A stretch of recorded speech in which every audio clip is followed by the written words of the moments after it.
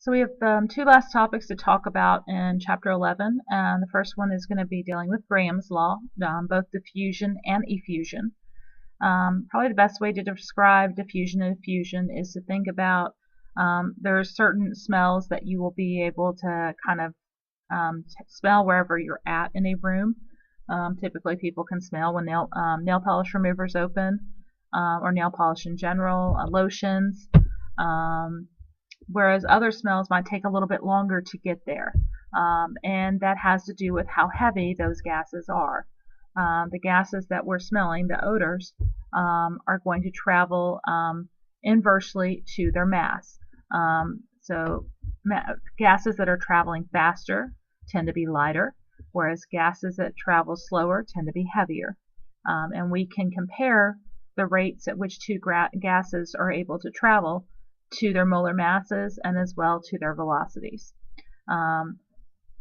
So Graham's law of diffusion relates the rate for a gas to another by the inverse proportion, inversely square root of their molar masses, and it's also proportional to their velocities. Because rate is a amount traveled per time, if you were wanting to look at it compared to times and you had the same volume of gas, you would be looking at the time for gas 2. It would be directly proportional to the square root of the molar mass. So just kind of keep that in mind. If you're not given rates, if you're given times, then you want to flip the first part of Graham's law. So the rate of effusion for a particular gas was measured and was found to be 24.0 milliliters per minute. We were also told that the rate of effusion of pure methane, CH4, is 47.8 milliliters per minute. What is the molar mass of the unknown gas? So we have the rates of the two gases, and because we know the composition of one of the two, we know the molar mass, methane, so we should be able to determine the molar mass of our other gas. Since our unknown gas is what we're solving for, I usually like to make it the second gas because that means that molar mass will be in the numerator of my square root fraction. So I would put the rate of methane on top and divide it by the rate of the unknown gas on the bottom. I would set that equal to the square root of my unknown gas over the molar mass of methane, 16.05 grams per mole. The milliliters per minute cancel out. And if I square both sides, I will remove the square root, and then I multiply by 16.05, and I get that the second gas had a molar mass of 63.7 grams per mole. It traveled a lot slower, and we would not expect it to be nearly as heavy as the first gas. And because we're taking the square root, it's not just going to be a true doubling of masses, we're actually raising it to the power of 2, so that's where we get the 64 from. If you need to pause, I would do so now. In this example, we're given time. So remember again that when we're dealing with time, it's going to be just directly proportional to the square root of the molar masses. We have 12 minutes of 1 liter of argon to effuse through a porous barrier. I ask how long it will take for 1 liter of nitrogen gas to effuse if you're under the same conditions. So because we've got the times of the two gases and they're proportional to their masses, we know how long, we're solving for how long it took for nitrogen. So I went ahead and let nitrogen be the first one this time. It does not matter which way you set up this fraction as long as you are consistent with the molar mass and the time. So if 12 minutes is over x, so 12 minutes was for argon, so the molar mass of argon, 39.95, would need to go in the numerator of the square root fraction, and the molar mass of nitrogen would need to go in the denominator.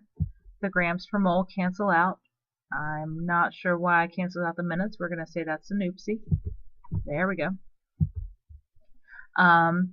So now that I have that, I can take the square root of the two numbers on the right side of the equal sign, and then I would need to cross multiply and solve for x, and that would give me that it takes about 10 minutes for the nitrogen gas to effuse.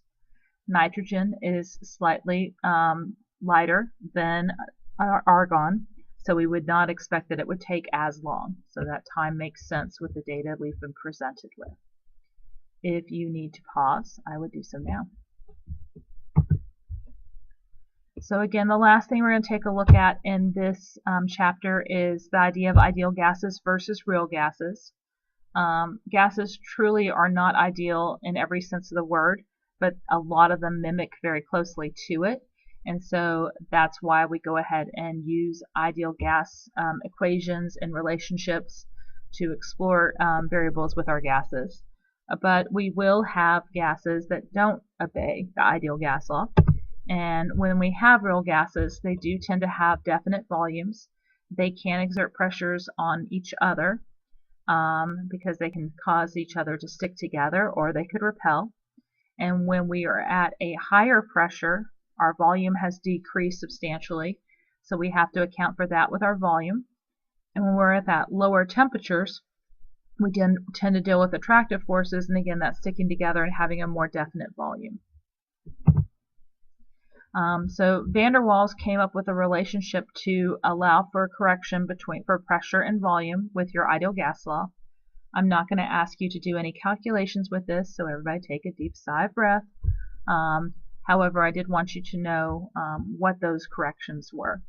So we're going to talk about each of those on the last two slides. So when we deal with the pressure correction, we're dealing with the fact that our pressure is going to be a little bit smaller because of that attractive forces. And how much smaller it's going to be depends on how many gases we have in our set of volume. So we have a constant A, and then we would take into account the quantity of the gas we have divided by its volume squared. And we would subtract that value away from our pressure to get the corrected pressure value. Again, I'm not going to ask you to do any calculations with that. What I really want you to get to this is that real gases tend to have slightly smaller pressures than what you would calculate with an ideal gas, especially when you're dealing with your higher pressures because you're at lower volumes. And then the volume correction is going to account for the fact that the volume of gases can have a definite volume, at least at some points, because they're attracted together. And so to determine what that true volume is, we use our constant, and then we multiply it by how many moles of gas we have and subtract that away. So both pressure and volume for a real gas are going to be slightly smaller than what we would expect to have for an ideal gas. And that, ladies and gentlemen, is the end of chapter 11. So you can finish your example problems for chapter 11 at this point, and when you're ready, you can take your quiz.